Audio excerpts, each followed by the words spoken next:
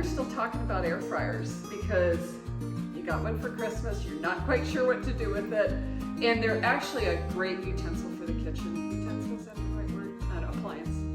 And it's a lot easier to use than you think. So last time we did baked potatoes, this time we're doing bacon. I usually used to use the oven to do bacon, and now it's exclusively the air fryer because it's just so simple, and cleanup is a breeze too. So let me show you what we start with, and let's get going. I'll show you how it's done. This is so simple. It takes not a whole lot of brain thought here, but I'll walk you through it just real fast. So when you make bacon, you want to start with your air fryer cold, and you want to make sure you put the trivet in the bottom. So we have that in there, it's nice and secure. And the only thing we need to do next is lay our bacon out. I think I'll put it down here so you can see that okay. Lay our bacon out in one even layer. You don't want to have it stacked on top of each other.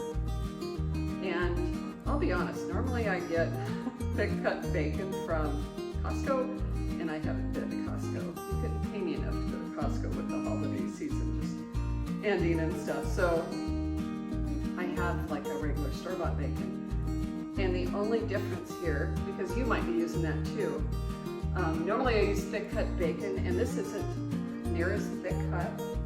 So it's just gonna take a little bit less time. So that's no big deal.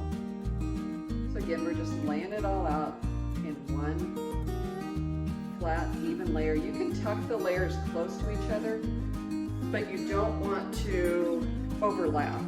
So let me just make sure. Yeah, that's perfect. Okay. See that?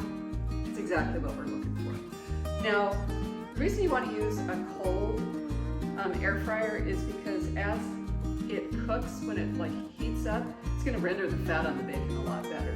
So we're going to put it in at 350 for about 7 minutes. And we're going to check it and flip it. So in goes my air fryer.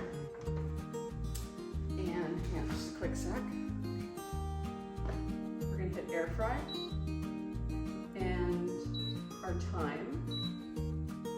I'm going to change my time to 7 minutes. And our temperature to 350 degrees. We're gonna let it do its thing. We'll see you back in a minute, okay? Okay, so we're watching the countdown. We have about 15 seconds left on our timer.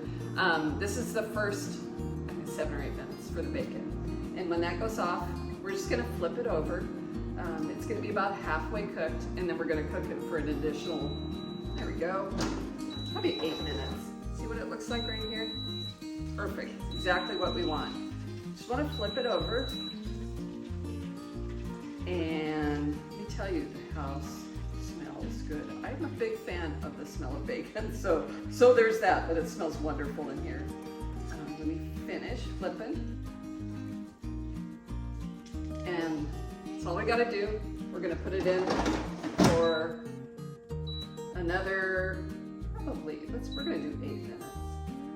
I'm going to check it at the 6 minute mark just to see. I don't want it too crispy. We're set. Let's take a break and we'll wait for it to finish. Sorry, but I missed the timer. The timer just went off.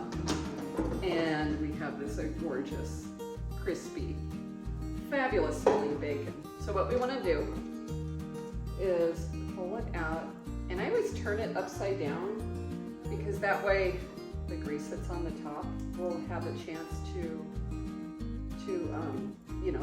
absorb.